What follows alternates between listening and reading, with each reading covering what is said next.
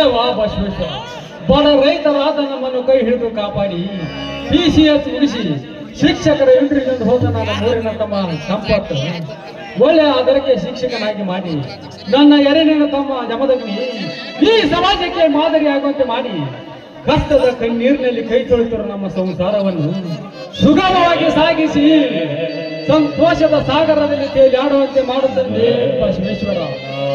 ನಿನಗೆ ಕೋಟಿ ಕೋಟಿ ನಮಸ್ಕಾರಗಳು.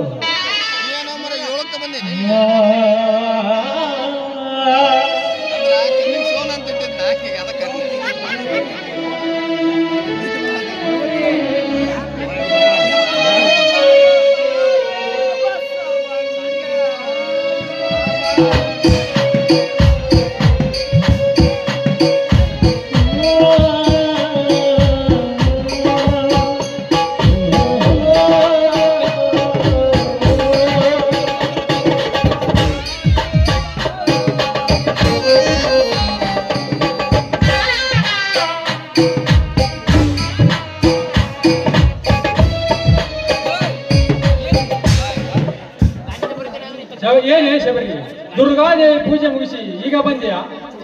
ಹೌದ್ರಿ, ದುರ್ಗಾದೇವಿ ಪೂಜೆ ಮುಗಿಸಿಕೊಂಡು ಈಗ ಬಂದೆ. ಶಬರಿ, ಆ ದುರ್ಗಾದೇವಿ ಸನ್ನಿಧಿಯಲ್ಲಿ ಏನೆಂದು ಬೇಡಿಕೊಂಡು ಬಂದೆ? ನನ್ನ ಗಂಡನ ಕಣ್ಣುಗಳಾದ ನನ್ನ ಮೈದುನ TCS ಮುಗಿಸಿ ಶಿಕ್ಷಕ ಇಂಟರ್ವ್ಯೂಗೆ ಬೇಕಾಗಿದ್ದೇನೆ. ಆ ಇಂಟರ್ವ್ಯೂನಲ್ಲಿ ಪಾಸ್ ಆಗಬೇಕು. ನನ್ನ ಇನ್ನೊಬ್ಬ ಮೈದುನಿಗೆ ಒಳ್ಳೆಯ ಬುದ್ಧಿಯನ್ನು ಕೊಟ್ಟು ನನ್ನ ಗಂಡನ ಹಿರಿಮೆ ಅಮೋಘವಾಗಲಿ ಅಂತ ಬೇಡಿಕೊಂಡೆ ನಾನು. ಶಬರಿ, ನಿನ್ನ ಹೃದಯವಂತ ಮಾತಿದೆ. ನೀನೇನೋ ಆ ದೇವಿಯಲ್ಲಿ ಬೇಡಿಕೊಂಡು ಬಂದೆ. ಆದ್ರೆ ಎಂಬ ಮಾತಿಗೆ ನಮ್ಮ ಬಾಯಿಲ್ಲ. ಶಬರಿ, ತಂದೆ ತಾಯಿಗಳಿಲ್ಲದ ತಮ್ಮಲಿಯಾದ ನನ್ನ ತಮ್ಮಂದಿರನ್ನು ಜೀವಕ್ಕೆ ಜೀವ ಕಟ್ಟು ಜೋಪಾನ ಮಾಡಿಕೊಂಡು ಬಂದಿದ್ದೇನೆ. ಅವರನ್ನು ನೀನು ಚೆನ್ನಾಗಿ ನೋಡಿಕೊಂಡರೆ ಈ ನಿನ್ನ ಗಂಡ ಸತ್ಯವಂತನ ಕನಸಿಗೆ ಅಪಾರವೇ ಇಲ್ಲ. ಆಯ್ತು ಸ್ವಾಮಿ, ನಿಮ್ಮ ಆಜ್ಞೆಯಂತೆ ಆಗಲಿ. ಅವರಿಬ್ಬರು ನನ್ನ ಹೊಟ್ಟೆಯಲ್ಲಿ ಬೆಳೆದ ಮಕ್ಕಳಿಗಿಂತ ಹೆಚ್ಚಾಗಿ ಜೋಪಾನ ಮಾಡುತ್ತೇನೆ. ಈಗಲಾದರೂ ಸಂತೋಷವಾಗಿ ನಿಮ್ಮ ಮನಕ್ಕೆ. ಶಬರಿ, ನಿನ್ನ ಅಡಿದಾರದಲ್ಲಿ ನಡೆಯುತ್ತಿರುವ ನನ್ನ ತಮ್ಮಂದಿರ ಬಾಳು ಬಂಗಾರವಾಗಿ ಅವರ ಬಹುಶಃ ದೇಶಾಂತರವಾಗಲಿ. ಸ್ವಾಮಿ, ದಯವಿಟ್ಟು ನನ್ನನ್ನು ಅಷ್ಟು ಯಾಕೆ ಸೇರಿಸಬೇಡಿ. ಅಷ್ಟು ದೊಡ್ಡ ಗುಣದವಳು ನಾನಲ್ಲ.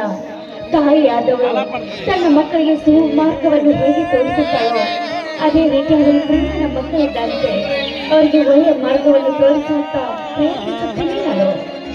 ನಿನ್ನ ಪ್ರಯತ್ನ ಸಫಲವಾಗಿ ನಿನ್ನ ಅಡಿದಾರದಲ್ಲಿ ನಡೆಯುತ್ತಿರುವ ನನ್ನ ತಮ್ಮಂದಿರ ಬಾಳು ಬಂಗಾರವಾಗಿ ಅವರ ಬಹುಶಃ ದೇಶಾಂತರವಾಗಿ ನಿಮ್ಮ ಆಶಾಗ್ಲಿ ಅಂತ ಆ ದೇವರಲ್ಲಿ ಬೇಡಿಕೊಳ್ಳುತ್ತೇನೆ ನಾನು.